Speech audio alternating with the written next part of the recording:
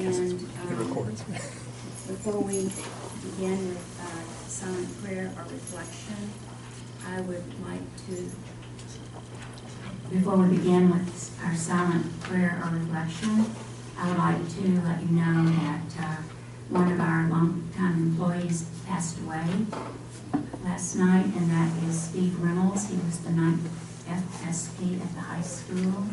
I've known him a long time. I consider him a friend, and I just found out, and I'm stunned. And I would like to, I think this is an appropriate time to be thinking about Steve. He's an excellent employee, and he will be missed. So let's please have a moment of silent prayer or reflection.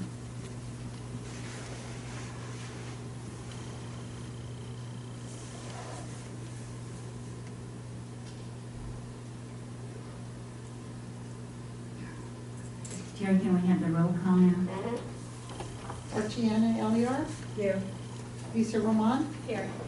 Nicole Cohen. Here. John Maston. Here. Kathy Cox. Here. All right, let's stand for the Pledge of Allegiance. I pledge allegiance to the flag of the United States of America and to the republic for which it stands, one nation under God, indivisible, with liberty and justice for all.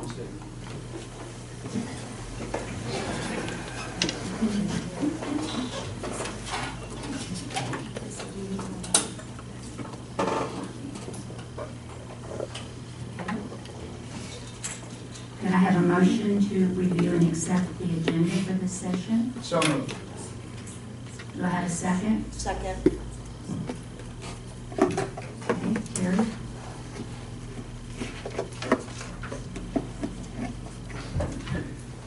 Tatiana Eliar. Yes.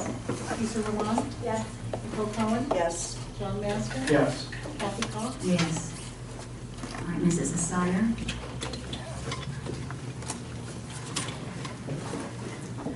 Thank you, Mrs. Cox, members of the board. I would like to review the agenda for our session starting on January 15th. Excuse me, for our recognition of visitors, we do have currently the only presentation on the agenda is from the LHCA. When we move to the consent agenda, as you look through the packet, beginning 4.1.1 is the section of the minutes.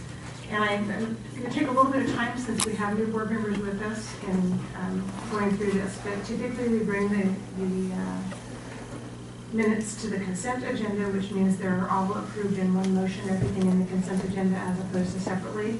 So at the work session, this is the opportunity to review the minutes and see if there's any corrections that need to be made to the minutes. And so we have here the regular session from December 18th, and then we had 3 sessions on December 11th, a special session, an executive session, and a work session. So those minutes are included here.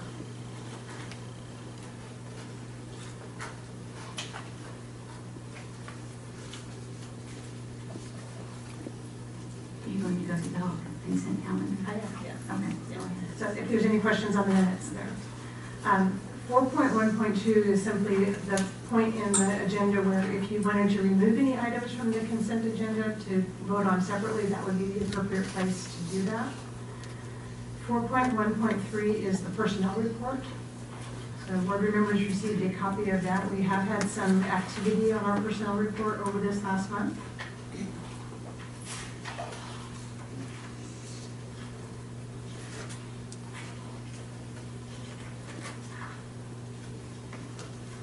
4.1.4 are the gifts and donations.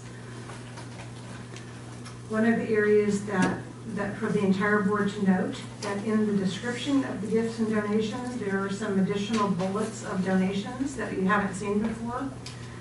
When we have the fundraisers that are out in the community, like, for example, they'll have a night at El Cuello and a certain percentage of their profits go to the club or so forth. Those will now show up here in this section, since they're not a regular donation when they go to a club. Is it there? Am I missing it? It's just right in the description. For example, the Yogurt Paradise was $78.88. The tour group had one from that.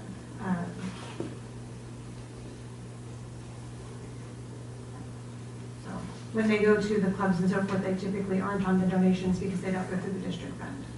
Okay, I just don't see one for Yogurt Paradise, and I don't see a 7888. I don't see what? 4.1.4. Yeah. In the actual, The actual, in the actual. Oh, sorry, I was looking at the spreadsheet, I was like, I didn't see it, okay. And it might be nice at the regular board meeting to point out that a number of times that one of our board members, John Maston, has contributed through Connected Computer Repair to Thunderbolt, and I know he's made other donations of time and equipment as well. And I would like to know something more about the Oro Grande STEM project, the robotics program. I wasn't aware that they had one, and I think that would be interesting, whether at the next meeting or some other time, to hear more about that. And just to clarify, so this money is money that the district is holding for these clubs? Is that, am I understanding? For these, Something? yes. Okay. And so when we receive a donation, that money is very carefully documented. It's in a separate account. It can only be spent according to either the directions for the donation or at the place that the donation was identified for.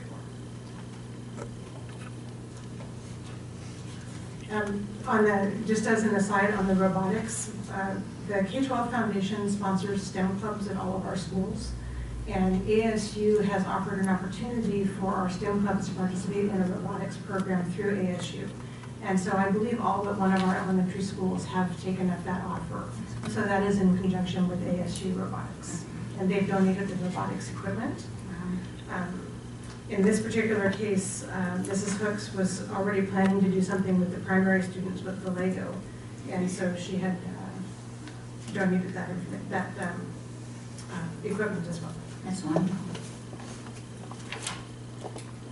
Item 4.1.6 is our approval of our emergency response plans. And emergency response plans are exempt from public disclosure, and they're also exempt from public requests for information, release of information. And so we do not provide the district plans for public review. However, board members, if you want to see those, Mrs. Wolter has a copy in her office, and they can be reviewed individually. Travel? They are, 415. did I miss 415? Yeah. Sorry, I did. Last minute, yeah. My apology. 4.1.5 is our travel requests, and so whenever we have overnight or out-of-state travel, that travel comes to the board. And so the two items that are here for our overnight out-of-state travel are from the Skills USA. The students will be competing in the regional competition, which is in Yuma, and then for DECA, those students will compete in the DECA competition, which is in Phoenix. So even though they are within the state, because they are staying overnight, they do come to the board for approval. It might be nice, I know that these are just standard forms that everybody fills out now, but maybe in light of new board members, and even for myself, if they could just spell out the acronym for the clubs so that we know what they are, so we don't have to ask in the public meeting that they are. It sounds silly. Like DECA. I forget what that stands for. So maybe they could just spell it out when they do their form. also, what is this ratio 1 to 10? So that is a required ratio that we need to have one adult for every 10 students. But that doesn't work in the number. Now, number 2, I have that highlighted, it only has 2 for 28, so there's an error on this form, I will find out what that is. It should be 3 chaperones for 28 students.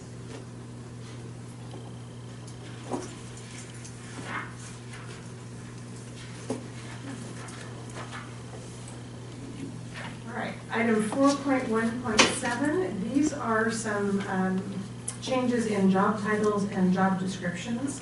This is something that we've been working on through personnel to systematically revise the job descriptions for our administrative assistants that work in business and payroll and personnel. Historically, in our district, every single one of these positions is entitled administrative assistant, and the job descriptions are all the same.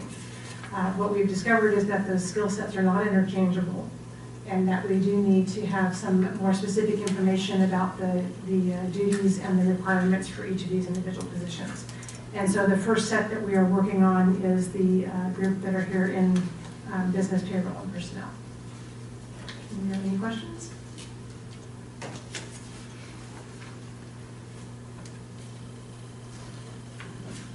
So the people who currently perform these duties, they will just have a job title change, or are they? Okay. Yes, that is a job title change for them. And so should there be any retirements or anything else, then these qualifications and descriptions will, this is what these people already do.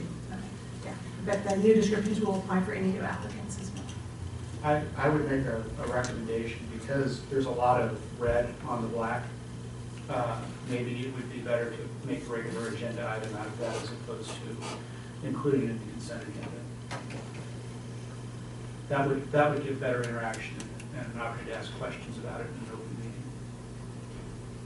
So, suggestion that we pull this item and make it an action item? Yes, please. Well, does anyone anticipate having any questions about this item? Do you have questions now, Mr. Maston? I would like to have the opportunity to review the document further and be able to ask questions about it without having to go through the consent process. I think this should be, because we're changing this, we're going from a single job title to multiple, to ask questions within the course of a regular meeting. Okay, I understand that, but we got the packet and we had an opportunity to review it. I feel that I have reviewed it, and I've called and asked questions to Mr. Murray, and but when we all had an opportunity to do that, I have no objection if you want to. Can we pull it and vote it in separately for the consent agenda? Sure. And that, as opposed to putting it into the. How would that work? How would The that? motion would have to be 4.1. under 4.1 to consider 4.16 separately from the consent agenda. Okay. So then it would be voted on separately. I think as well, because we have new board members, I think going through this in an open meeting without on the consent agenda as a regular action item would have the benefit as well. Did you make a motion to do that? I don't need to. We're in a We're in a work work session. session, so there's no action Okay, there. okay, that's right, okay. Does anyone else have an objection? Anyone? Okay. I'm just glad we're not filling it for new employees. I saw it and I thought, oh my gosh, what did all these people? Okay, so we will pull this out and add it to the end of the action agenda, so it will be 6.6.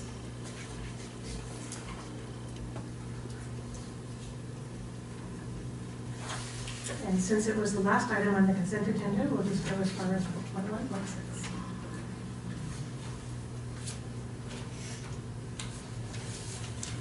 Any other comments or questions on the consent agenda? If that is going to be pulled out at the meeting, then it becomes 4.2, and that's where we would discuss it. Right, so John is requesting that this be taken out of the consent agenda and added to the action agenda as item 6.6. 6.6. Okay. Does that work, Carrie? Corinne? Let's just say this new year has had many changes already. But usually we just pull it out and discuss it as an item, 4.2. And then in the future, we could make it into a action item anytime there's others, if that's an agreement. Okay. Rather than change the whole agenda and make an action item this time. You still would. Terry's saying she would have to redo the whole packet.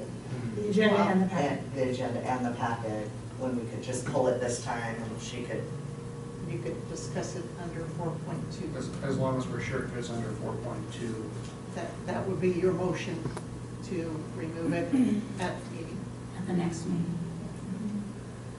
But then going forward, are we going to be revising job descriptions? We are going to be continuing to revise job descriptions. So that we could just make maybe action items out of those in the future?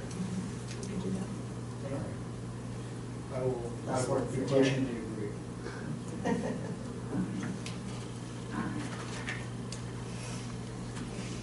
Moving on to the action items. Typically, we have old business and we have new business items. So old business would start with 5, new business starts with the 6. And so these are new business since we haven't had any of them before. Item 6.1 is request to award the bid for the surveillance system. And we do have some information in this packet, but we also have Mr. Baker and a guest here if the board has any questions or if you want to share any information. Okay. Any board members who have any questions? I know I do, but I will go last. So I'm reading here that the administrators will be able to have access from their own phones. Does anybody want to speak to that in terms of privacy and having your personal phone that you're using? Because these aren't district phones. So I just wonder what we're getting into, Fourth Amendment type stuff. I just would like to have a conversation about that, and I'm not sure who to talk to about that. What privacy questions are you referring to? Well, if we're videoing, if we're gonna have a surveillance system and our administrators, and is it just administrators? I'm sorry, I just got my packet today because it was wet on my front porch. It's just administrators. It's just administrators, so it's not all the teachers that are gonna have it. But it's gonna be on their personal phones. So I'm just wondering about that. Is there anything that I need to be concerned about? They will be able to view the video on their phones, but storing it and saving it, they will not be able to Okay. So. on their phones. Will they be required to log in every time they interact with the device? Correct. So this is something that you can't, I do this for a living, I'll disclose that to you. In systems I work with, you pre-program the access to the device and the username and password credentials that would go with the device in order to access it. Correct. So if that's pre-programmed and an administrator were to lose a phone and they had chosen not to lock their phone, we could potentially have somebody who was not permissible by the district to have access to the surveillance system. They could have access at that point. Is that a correct statement? If you lose your phone and it's not reported, your credentials weren't removed from the system, then I guess that could be that could happen, yes. I think that has the potential for a breach because I know people that have lost their phone and gone 2, 3, 4 hours. So, and then the only other question that I have is, it says 14 days. So we're gonna keep the real-time video for 14 days and that's it? Correct. Okay. And these are all gonna be common areas? Correct. I actually had a question on the storage. And I'll pick on Havasupai. Havasupai, we're going to put 30 cameras in it there, memory serves me. Is that motion or is that always on? Motion recording. Okay. And these are all IR cameras, infrared? They all have IR capability, correct. Capability? Yes, they are IR cameras. Okay. They don't have to be, doesn't have to be used, Right. but it's included. So the night vision will be there, is the reason why I asked. We can see in 1 lux, 0 lux conditions with these cameras. Correct. Okay. And then, knowing those two things, how is the storage calculated? Storage is calculated based on frame rate and resolution and how many days of retention are required. Okay, and what frame rate were you using? I looked it up right before the meeting. 15, I believe, but I had it right here. 15 frames per second. And what was the assumption on how much motion you would have? Are we talking about 50% of the time there would be motion? We made assumptions of 50% of motion within, in the daytime, correct? Okay. So basically, you're thinking overall somewhere around 25 to maybe 40% overall motion? Correct. I don't think you have enough storage in your quotes based on that. Based on the storage calculations from the video manufacturers and the hardware that's there, those are the numbers that came right out of their storage tools. And I've looked at several different ones online based on the Havasu Pi example, and if I have 30 cameras with motion, I'm at 17.4 terabytes, assuming 15 frames per second and 50% motion. Which school is it again? Havasu Pi, Okay. I think you. Oh, we have 12 terabytes required. 12 terabytes. I don't think we're going to get our 15 days retention based on what I'm seeing. That's my concern. According to all of our calculations, that would be sufficient for those numbers of days. They differ with you, certainly. If we find that the storage capability is somehow insufficient, what is the remedy at that point? These systems are completely expandable, and we can take a look and re-review and see if more storage is needed and add hard drives to them right out of the gate. Or as time goes by and you see that that's not enough, and we're only getting 13 days, not 14, we can do storage upgrades with hard drives. My concern here is that we're dealing with bond money, we're dealing with one-time use money, and any expansion of that, we would be coming back again to the well and saying, now we're taking this out of M&O. I'd rather be 100% sure up front that we're going to get 15 solid days of storage as it states in the document, and not less. In fact, I would rather sit there on the side of caution and have an overabundance as opposed to trying to get it dead on perfect.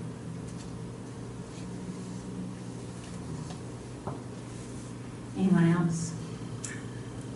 My questions don't really have anything to do with you, it's more internal, I think. So I understand why we're doing this, I know it's important.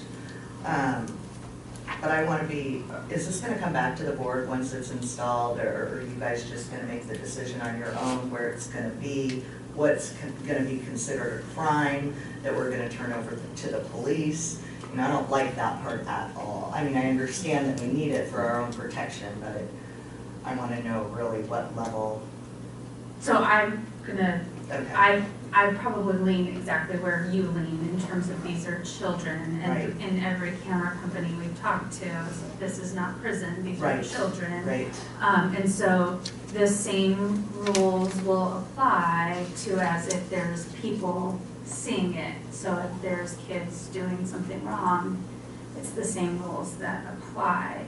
As far as turning it over to police, it's if it's something that's illegal, then it would be turned over to the police. Well, smoking is illegal under 18, but we're not going to be turning something like that over to the police, are we? That is not our current practice.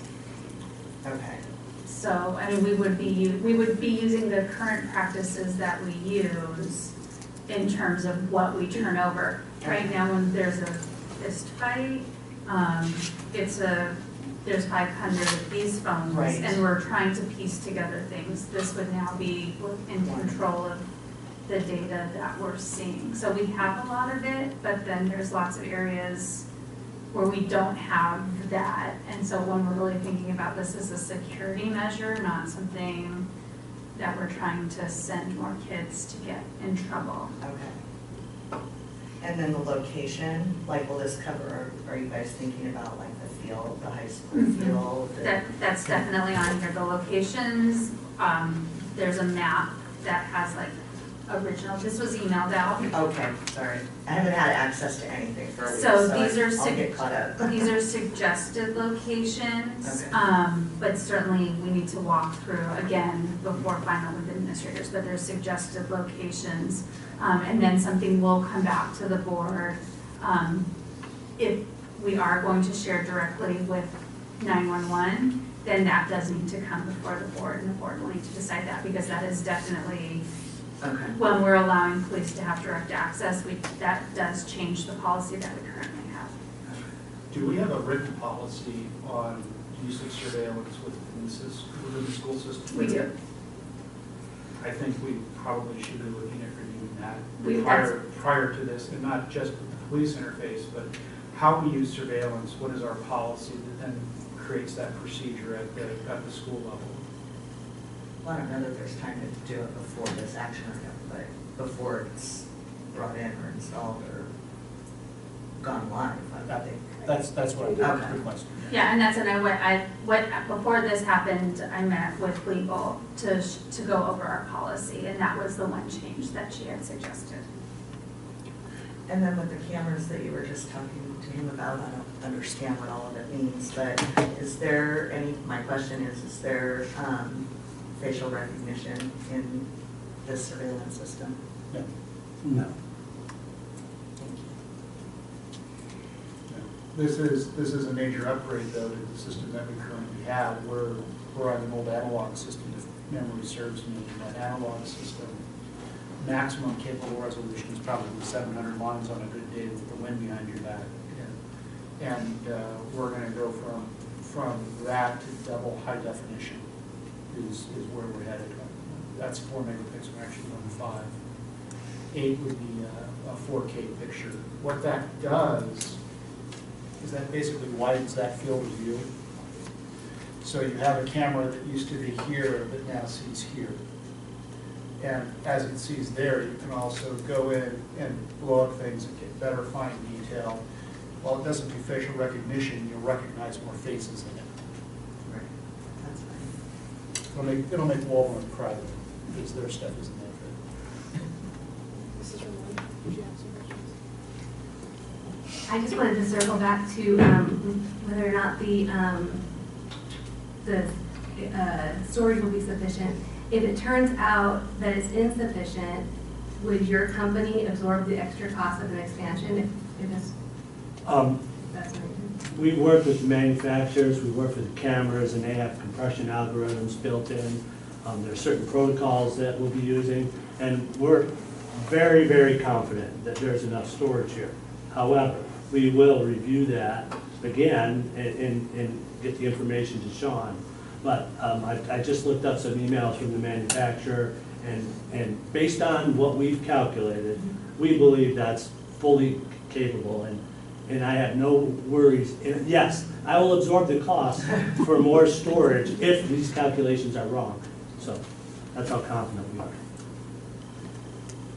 Okay, I have a few questions. I wanted to make sure that the high school is being covered inside and out. I like the goal of what we're doing. But I'm wondering, do we have enough incidents of vandalism and fights at the elementary schools that we need to do the entire property, all of the facilities, without making sure that the high school and possibly Thunderbuck, I'm not sure of their situation there, if that's covered. And I'm thinking particularly, do we now have cameras outside all of the bathrooms at the high school? Yes, this upgrade gives cameras outside all of the bathrooms. Okay, and any other, there are hidden places that things happen, out in the grounds, and that those have all been determined. Yeah, and so they walked through each of the schools with administrators, because administrators know where those Mhm. things happen. Mhm. And so that's how these determinations were made. So there's nothing left to do at the high school now, once this is installed there. We don't need to keep building up that system. Should be comprehensive. It should be, okay, all right. And at the elementary schools, this is mostly because of vandalism or incidents that happen during the school day, or I've never been made aware of things happening at the elementary schools. So there's many fewer cameras at the elementary school. This was part of the bond and what was requested in the bond.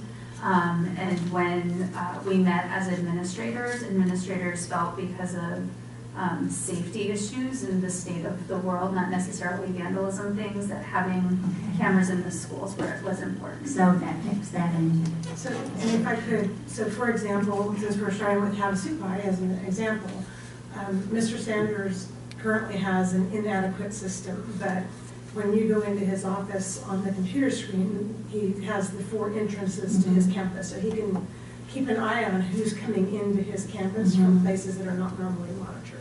Okay. And so that's an example, is looking at who's coming onto campus. They also have areas, again, where things can happen, you know, and unfortunately in our society that happens. As far as if I may comment on the sharing surveillance with the police, most of the time when we get requests for that from elementary cameras is because of vandalism or crimes that have occurred on campus. And we did have a situation in a dark corner at Havasupai where there was an alleged rape that occurred. And the video was not sufficient to determine who was involved. And so I was involved in reviewing that, and we did determine to share that video with the police department at that time. But there were no students involved in that as well. And so that is some of the situation where we talk about there could be possibility. The other issue is that should we ever have a situation where we have our campus under assault, that would be an opportunity where via password, the police could immediately have access to the camera so that they could locate intruders.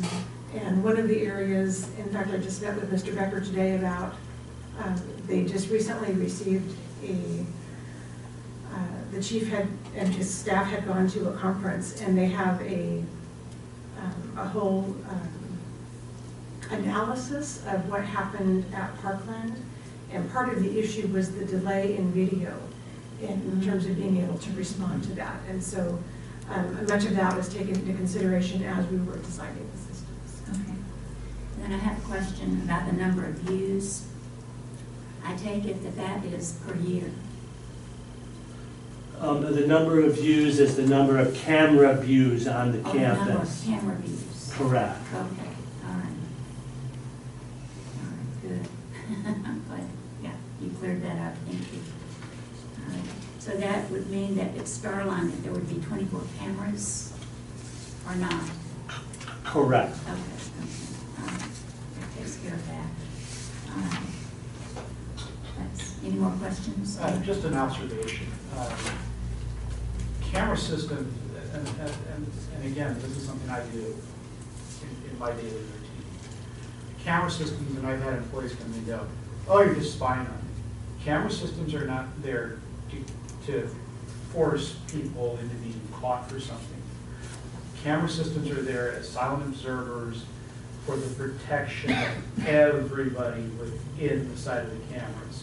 And where I got interested in putting cameras in my own office, and this goes back 20 years, is my wife and I started a business, and it was just us. And when we got our first retail location, we went and had a very interesting gentleman come in who was probably not quite right in the mind. And it got me to thinking, you know, I'm leaving my wife in a retail store, and even though it's Lake Havasu, I'm leaving her there, and I got to protect her. I got to make sure that people see a visible camera, and I've got a good recording, I've got an alarm system, I've got something she can put in case there's a real problem. And so when I look at camera systems, I'm not looking at camera systems on, we're going to catch a bunch of bad guys per se. My thought on cameras is there are valuable things in the building that we must protect. And we have 5,400 and some kiddos in the buildings that we must protect, plus our staff. And with that in mind, I think that's the objective with the camera systems. It's more of protection. And if you've got, you know, a student having a problem over here committing a crime or whatever, that's a side product of what we're trying to do. We're really trying to make sure that those students and those staff members are safe during the day. That's a good point. Definitely a system that is preventative. And I think, I'm glad you brought that up. Mrs. Assigner, are you? I'm ready to move on. Okay, go ahead. I have a question on the videos, so you said that only the administrators will have access to the video surveillance on their phones? And it's, I'm assuming it's Android or iPhone compatible? Yeah. That's true, I'm sure. And then, so, and the video function has a start-stop function? Well, it depends on how you're using it. You can use the function to view live. Okay. You can also use the function to play back. The applications on the phones generally do not record or archive footage to the device itself, but you have the ability to do a playback on the phone, or if somebody were to get a hold of you and say, hey, I've got a problem over here in C Hall, and you happen to be in A Hall, you could pull up the video on your phone. I think it's a very useful tool.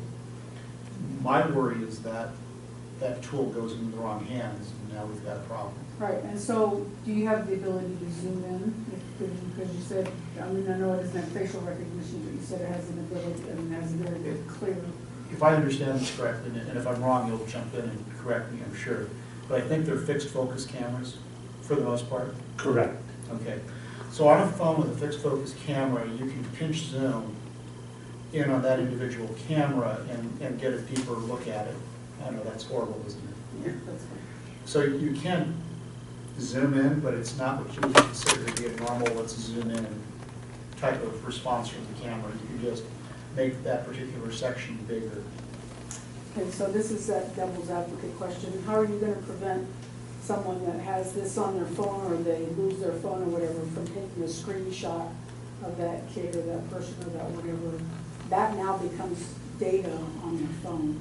And it's forever saved on there, and they post it on Facebook or whatever. I Well- think we're gonna address that in the Right. policies surrounding who's gonna have access to that. Okay, because that's, I mean, yeah, I know that it's not, you know, stored and, I mean, that kind of thing, but once you take that screenshot, it's, becomes part of the data that's stored in here. Well, and it would be my hope, I mean, right now the level of conversation on this is administrator. It would be my hope that we're putting people in the administrative positions within the district that would have access to this, that are fully trustworthy in their positions and would not be doing things like that. You gotta, if you hire them, you gotta trust them. Yeah, I mean, people leave and people, What do other schools do? I'm sure they all have, some have more advanced systems than us. Not anymore. You guys work with other schools, yes? Correct. So some districts allow mobile devices, some districts don't allow, you know, mobile devices to be used. Some districts limit the staff that can have access to it. Some districts say, you know, this principal can only see this one school, or this administrator can only see these 20 cameras out of 400. So every district does it differently. There's not really a standard answer. I'm sorry, every district does it different. So is that something we still have to discuss, or is that already decided when we go with this? As to who has access to what and that kind of thing, just for the sake of. Yeah, that would reflect in policy. I mean, the assumption would be administrators would have access to their own school, which is what the current policy is.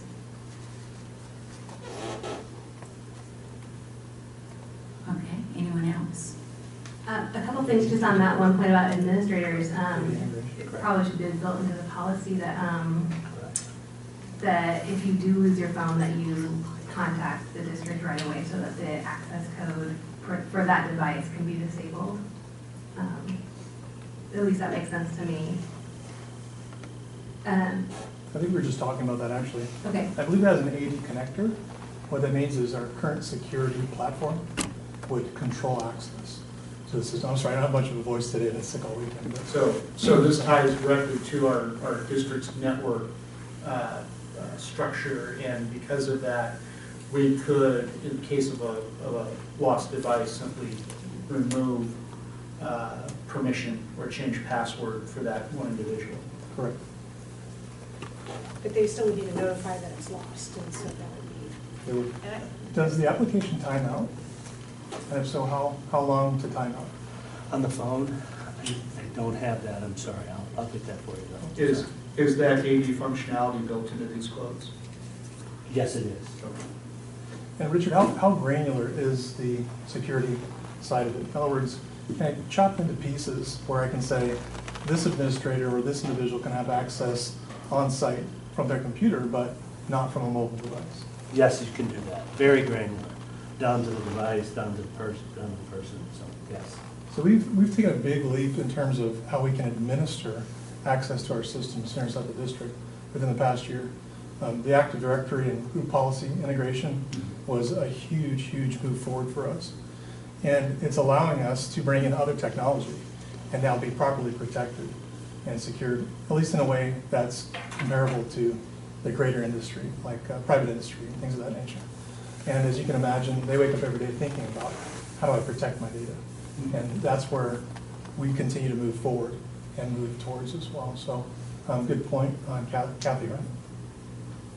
Sorry. Lisa. Oh, I'm sorry, Lisa, sorry, Marcia, on Marcia's part, about the fact that, could a screen capture occur? Well, yes, there's always a way to evade the system and get something from it, right? The question is what's there? What agreement is there between you and the individual? What layers of legal protection does the school, as well as the students and the staff have? And so, yeah, absolutely. So what I'm hearing is that if we did move forward with the project, we can control access to those features until we decide how we're going to handle them and what kind of an agreement would be in place. And so with that being said, it doesn't have to impede progress, but instead we need to stay focused on making sure that we get those things in place prior to providing access. And I also think we have to remember that administrators and teachers and staff members have access in their phones. We could take screenshots of all the emails we get about students in our phones, and that generally does not happen. And so, if a phone were to be lost, we read our emails on it. So if we are looking at that, we are thinking that they're password protected, and those are things that we should discuss with administrators. And I'm not even thinking about necessarily administrators, but it's the phone, you walk away, it's open, somebody walks past kid, whatever, I mean, I'm not, always assume everybody's gonna be honest, but at least one person in the world is not, so. So when he started talking about granular, that made me think, so are you thinking about maybe the administrative assistants that are at each location, just having access on just their computer to be able to do all that too? So, I mean, just who's entering the building, Yes, so that for there's sure. somebody, because I understand it's safe for 14 days, but you have to be able, you Yes. have to be looking for something to go backwards, so, Right. okay. Yes. That might make the whole staff feel better, knowing that they can That see there's who's someone coming seeing. and going. I agree, right. You know. I have another question about the financial aspect. For the first year of support, it looks like that $30,000 figure is built into the $467,000 figure. And that money will come out of the bond, is that right? Okay. And then for the additional 1 year in maintenance support, the $38,000 figure, will that also come out of the bond, or is that rolled over into M&O?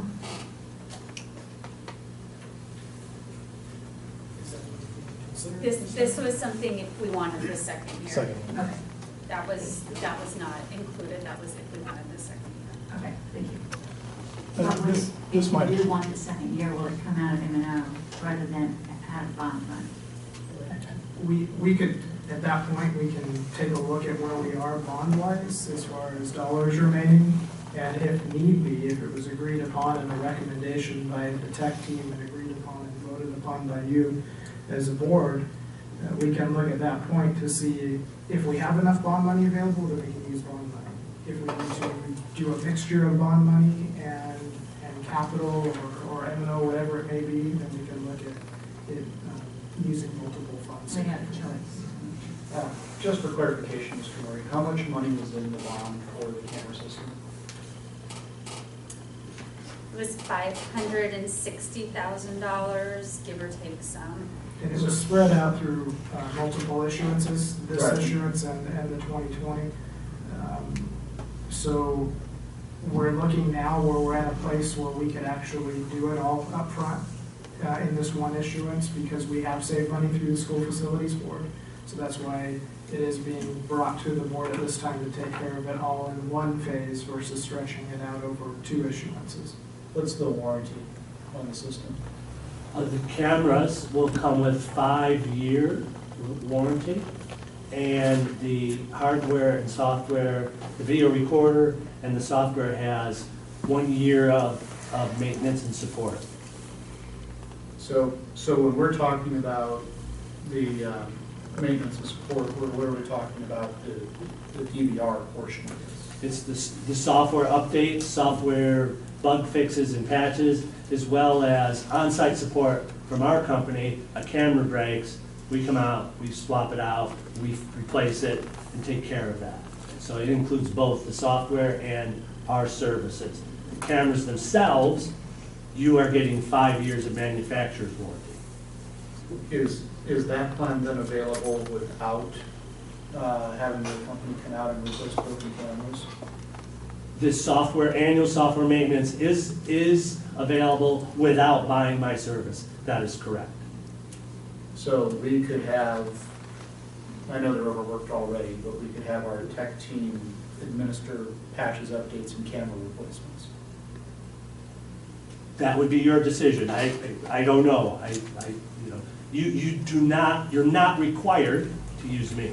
Okay. It's up to your, I don't know. I'm just wondering what that second year of the maintenance would look like without that. I think it's going to be less than 10 grand in annual maintenance from the software manufacturer. And that's something we could look at on M&O, I think. How far away is your technician located from? Phoenix. How long do you think it takes someone to get up here if we have a major problem? What we have is we have engineering support built in where we will respond to a request that comes into our online help desk within 4 hours. We'll have access to your system looking at it from wherever. We have engineers. I have an engineer in India that can work during the night. Right. So the engineering spot, we can look at all the camera as long as we have permission.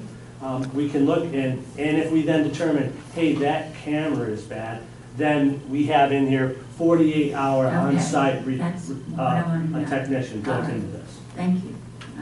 Anyone else? Can I just clarify, just from the financial side of things, it says down here prepaid multi-year. Correct. How soon do you need to commit for a multi-year to prepay that? Can they adopt it as it is or approve it as is at the $467,000? And then how soon do you need to know if we want to add on the second year? So this second year is just renewing next year, in a year from now. If you want to do multi-year to have there's a discount against that for 2 years adding, or adding 3 years, or adding 4 years, or 5 years, and that would all be upfront at this time with the purchase for the reduced annual amount. So the $38,000 for the additional year, we can prepay that just as we get invoiced and tell you we'd like to offer or have that service for the second year. You can invoice us and we can prepay it at that point. In 11 months from now, for example, we'd say, the renewal is February 1st, here's your quote, and then you pay it then. Pay it at that point. Mrs. Roman, did you have another? Another question. You are? Is that a rule? Do we have a rule about how many questions the board member gets to ask? All right, anyone else? Okay, Mrs. Desai? All right, going on to item 6.2, these are some updates to our board policy on retirement. And so what you'll notice is that there are some changes here that comply with the law.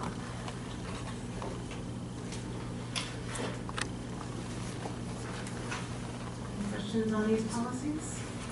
I just have a question about When we're voting on policies that affect members of the board, is it appropriate for them to abstain? Because we talk a lot about retirement policies, and I just wonder, anything around things that would affect our current sitting board members that are retirees, I just don't know.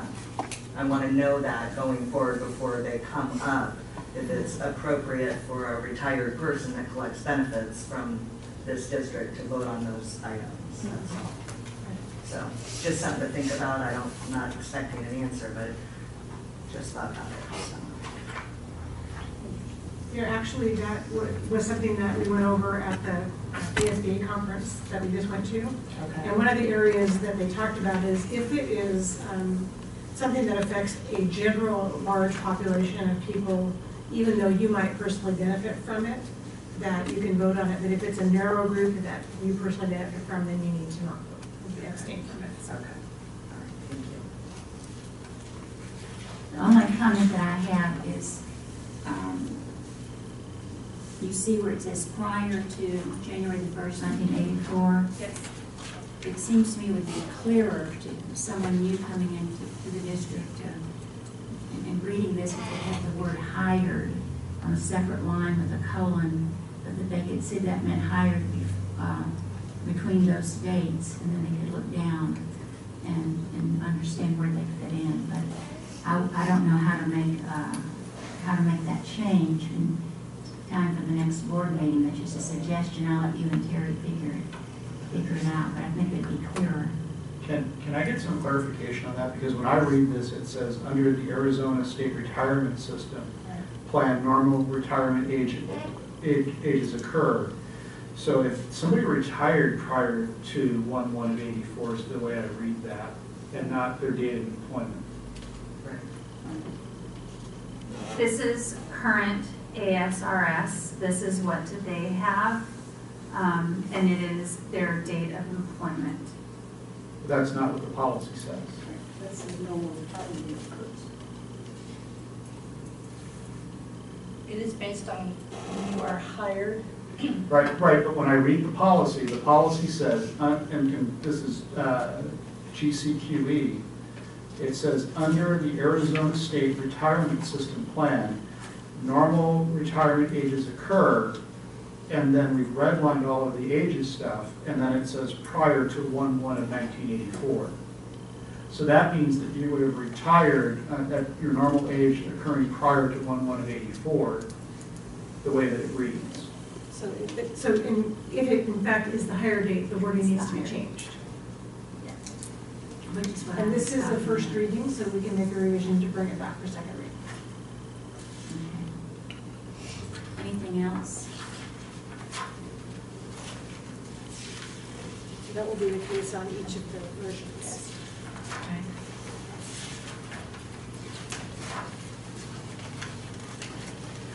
Do we ever calculate, or is it possible to calculate now with visions, what we're saving, hiring PRIO employees back under PRIO? I just wondered if that was something that was, I know there's a lot of things that we can do now.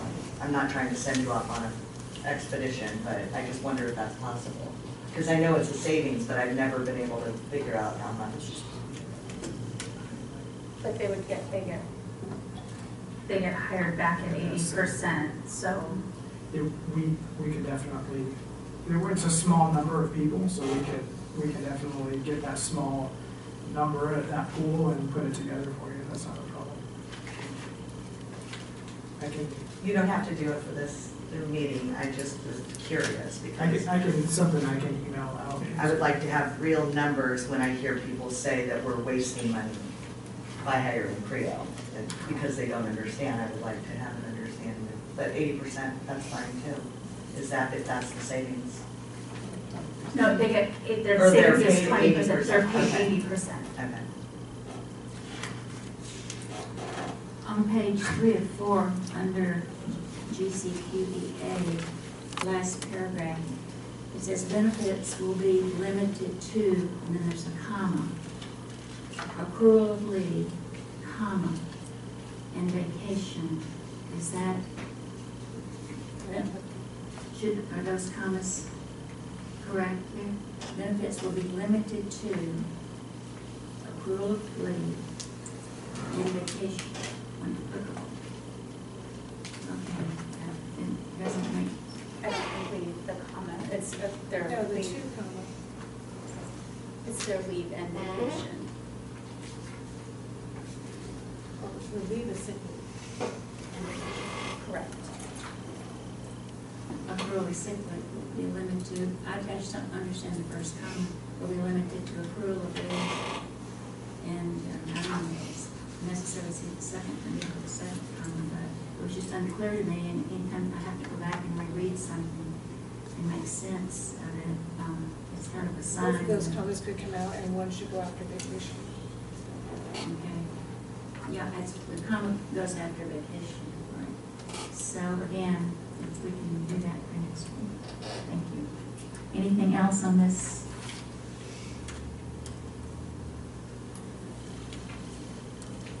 Item?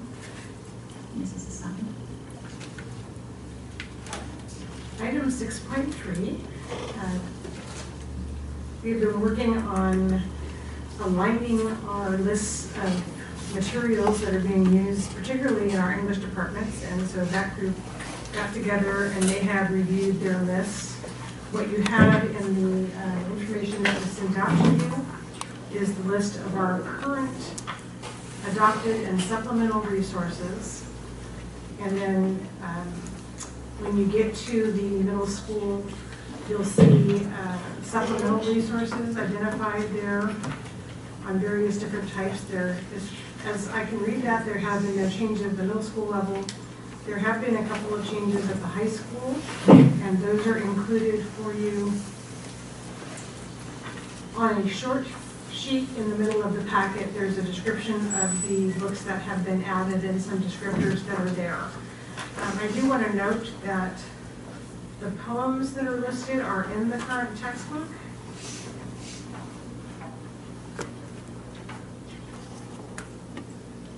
But they are now being added to the list of exemplars. And so even though they were in the textbook, they weren't listed as those that they're covering in the past. And so that is the updates here. On the larger list after the smaller text, you'll see the examples in red of what's been added. And I think the idea is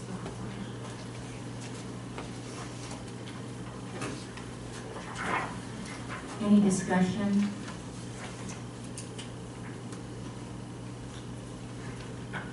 Okay, if not, my understanding is with our basal reader in elementary that there is a feeling that there's, because of the state testing, which tests a lot of nonfiction, that there's not enough in the basal reader to provide practice for the students. And I do have a concern. I see that Nautilus uses Scholastic Weekly Readers, and let's see, I believe in Jamaica uses Scholastic Storyworks, and I don't know, I'm not sure what Smoke Tree uses, what Scholastic program, maybe even another one. I just think it would be a good thing to be on top of that issue and make sure we're using the best materials available as a supplement. Those are just a supplement. and that is part of the purpose of the curriculum meetings that we have coming up, is to talk about what is it that we should be doing. Okay. And we have not looked at updating the elementary list at this point. This was simply the middle school and high school opportunities to review the novels. Right. Since that came up during the adoption process. Anybody else? Okay, this is signed. And item 6.4, we have an approval from the school facility board to complete the Smoke Tree Chiller project. And Mr. Murray, I don't know if you had a chance to read information around that. I do. This is, as it's currently presented before you right now, this is merely a placeholder, but I do have information as of yesterday and this morning that this item will go before the school facilities board tomorrow. I received the agenda today. Now, there's a lot of information with this project. This project is probably going on 2 years old with going through the school facilities board. We finally got to the point here over the last few months where we've gained some traction. Originally, where it stands now, the school facilities board will replace the chiller, but they're only willing to replace it exactly where it is currently located, which sounds like a great deal, other than the fact that it's located up in a mezzanine up in the gym, which makes it extremely difficult to maintain. We're asking our people to climb a vertical ladder up through a crawl space to access the chiller, carrying tools and parts. In order for this to be replaced, they're going to have to cut open the roof of smoke tree to pull out the old chiller and to drop in the new. It just creates a lot of issues when we're thinking long term.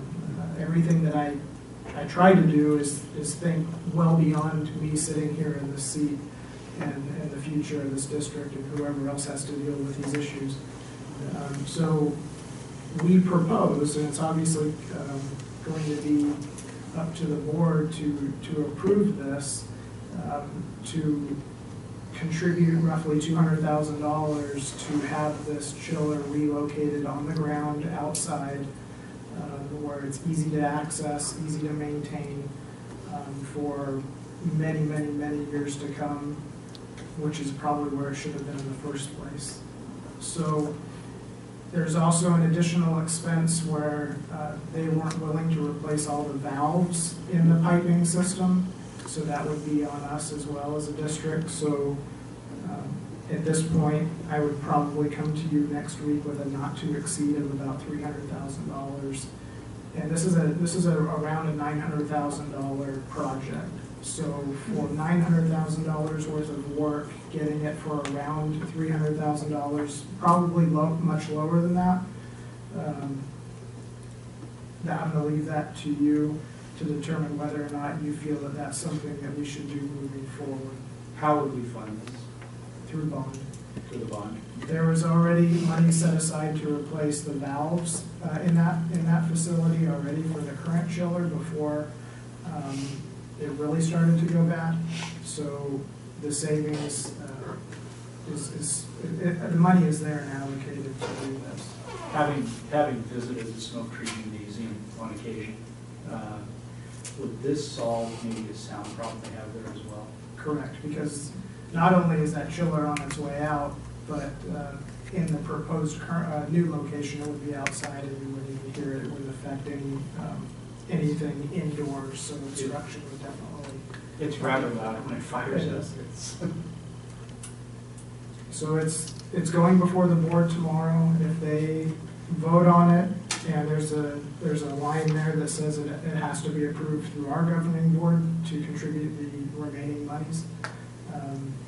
If they vote on it and approve it, then it will go before you on next Wednesday Tuesday to a vote on whether or not our board wants to contribute that money. So which board is it going before? The school facilities board is tomorrow's meeting, and if they approve it, then we'll come back with an action item for our board next Tuesday. And if OSHA determined that that was not a safe place for that to be repaired or replaced, then would that have anything to do with getting the roof? No, it was really on our end to push to get it relocated. But our trust, we had the trust come out and look at where it is currently located, and they weren't thrilled with the idea of having our people climb up into a second-story loft. Mike, I guess just clarify. So what this basically means to me is that they're willing to pay almost $600,000 for us if they approve this, and it's saving that much money. Correct. It's around $650,000, and they have about a $50,000 contingency built into it as well. How old is that chiller? I'd have to check on that. Is it the original chiller that came with the There's, and from my experience over the last couple of years, it's very much a possibility, but I will find out. So if it is the original chiller, it's over 20 years old, on a 15-year replacement? That's correct. Okay. I haven't heard of, I've been here for 15 years in the district, and I have never heard of them taking the roof off of Smoke Tree to pull it out. I think the whole community would know if we were taking the roof off the Smoke Tree to change out the central air conditioning system for the building.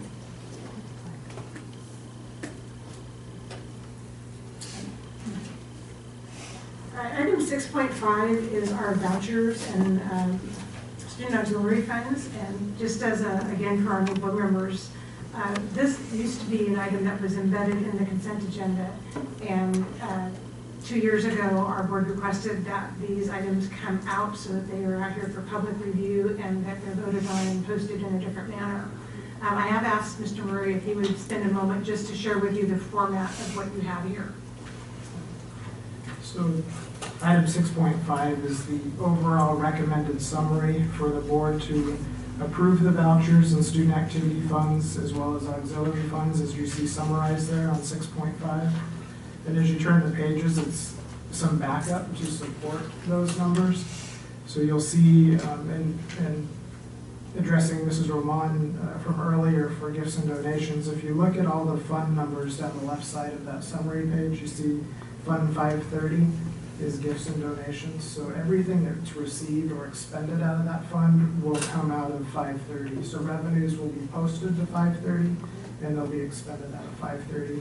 And you can see that in the month of December, $7,206.95 was expended out of Fund 530 for gifts and donations. This won't show revenues, it'll just show the expenditures. And then you can see that by fund. And as we move into the board retreat coming up later this month, we'll have, I'm sure, many hours to talk about these funds and how they get there and how they're reported. And then you'll see in the remaining pages, you'll have student activity funds for kindergarten through 8, high school, and then auxiliary funds for all the school sites.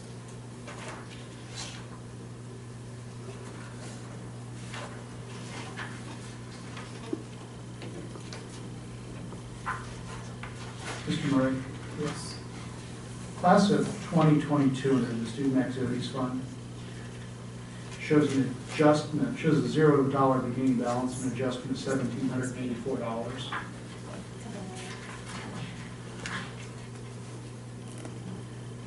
Class of 2022. Doesn't show it coming in as revenue, it's just a flat line adjustment. And a lot of that occurred because of the switchover from Blue Bear that we were using before, and now it's In Touch, and also to be able to convert over to Vision, so it's reported accurately. So some of those beginning balances needed to be adjusted to roll over into the new system. Okay. Our Blue Bear system in the past did not talk at all with our financial system of the past as well. So now there's some of those manual adjustments that have to be made. Those darts going to the dartboard. Well, it's a lot of paper that we had to transfer now over into something that's much more efficient.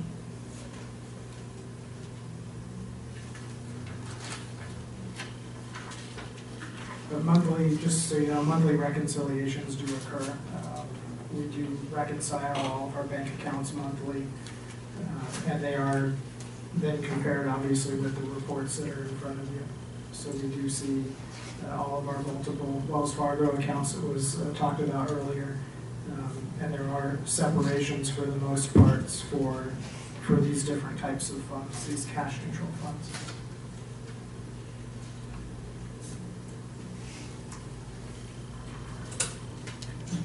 Any questions on the vouchers and how they report? And for the new board members as well, there are very few checks that we print here on site. Most of our checks are processed through the county.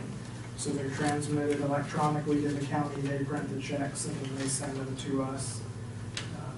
That's just kind of how the state is set up. There are some districts that are independent, that they have to petition the state to do that. And right now, with the change in my position and the new software system, we're just not ready to go down that road yet. We want to make sure that we're sound with our current financial system before we take on something new.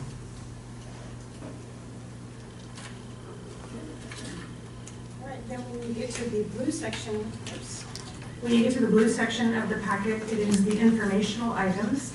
And so what you will find there, superintendent report typically is given verbally. And then we do include directors' reports in the documentation. Governing board members have an opportunity to make comments. Again, there are some restrictions to what comments can be made, and we'll talk about that a little bit more at the retreat. I know there was some mention of that at the training.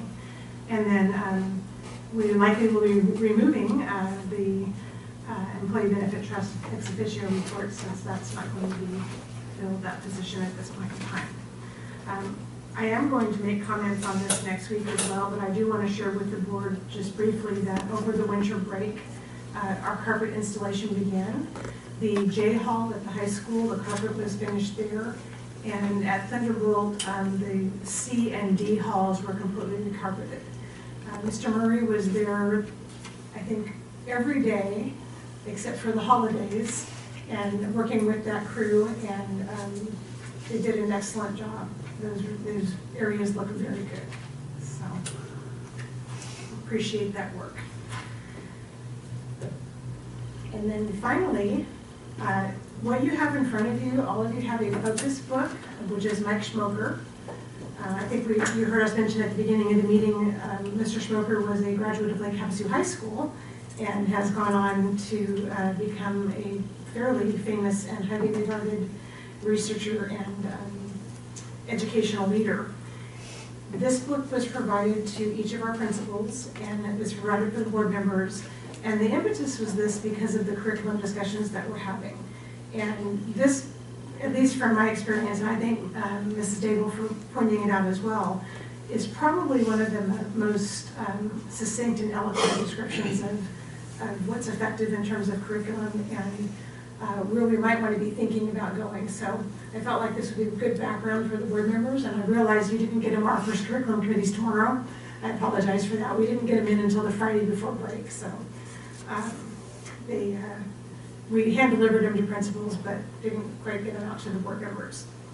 So we do have our curriculum meeting starting tomorrow, and I do want to share with you the agenda is a very generic agenda, but what I have for you is just the first.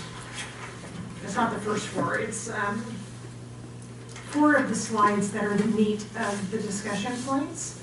And there it starts out with a little bit of clarifying information. And then in order to structure the discussion, we have our curriculum velocity statement and then some discussion questions. And the first question, the idea would be that board members are the first to respond to that question. And so I wanted to make sure you had time to see this and to think about it, reflect on what your comments might be in relation to the discussion items. It's reciprocal from the standpoint that for the board to respond and then for staff to respond. And then there's some additional questions for response. And then the final discussion on suggestions for next step is reversed, for staff to make suggestions and then for the board to make suggestions. Because there are 8 meetings, we're not anticipating any direction from the board until we've collected and gathered all of that data. But it is a work session. It is an open public meeting. We are having one at each of the sites for staff to attend, and the agenda, the board president or whoever's sitting in for the board president, if they're not there, would conduct the meeting, do the normal routines. So that's what we start tomorrow. Our first one is tomorrow at Oro Grande at 3 o'clock. That's all of my comments tomorrow. All right. Any board members have any comments at this point? Are those curriculum meetings going to be posted on the district's calendar at all? Or? They're on the board calendar. Or calendar? So if someone wanted to go to any of them, would they know what school, which they're doing? Yeah, they are posted, they're public meetings. The only thing that we're not doing is sending out a Blackboard because truly they're intended for the staff. And no video. And no video. And there's no video, that's correct. Are there gonna be minutes? Yes. Is the same meeting gonna be held in each school? Yes, same exact agenda, same questions, yeah. Okay. Do we have a motion to adjourn? Oh, good, we can keep going. I make a motion to adjourn. A second. I second the motion to adjourn. Okay, Terry? Gianna Aliar, What are we? Yes, yes. so Lisa Roman, Yes. Nicole Cohen, Yes. John Maston, Yes. Kathy Cox. Yes. Thank you.